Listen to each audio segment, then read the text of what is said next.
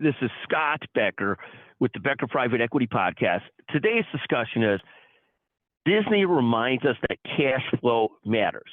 So Disney rose 7% yesterday, and it really rose based on the concept of projecting much better cash flow next year and $2 billion more in cost cutting. Now, the beauty of Disney and this reminder of how important cash flow is couldn't be more imperative in a time of increased debt. At the end of the day, people use all these different metrics like EBITDA, EBIT, EBITDAM, all kinds of different ways that people look at sort of how you look at a company's finances. But at the end of the day, if you don't have cash flow, and you can't be gaming the cash flow, if you don't have cash flow, things don't work. Disney and the performance yesterday reminds us that cash flow is so important. The only time I see people purposely trying to not look for cash flow is in fast growth, venture funded companies where they're trying to build a huge market and trying to figure it out.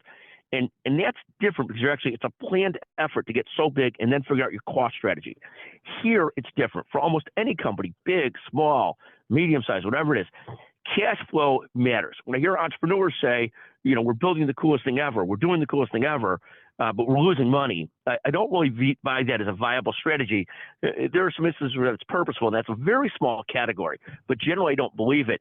But cash flow matters. When you leverage too much, it makes you very fragile. And if you have EBITDA but not cash flow, that is still a disaster. So in any event, Disney reminds us cash flow matters. Thank you for listening to the Becker Private Equity Podcast.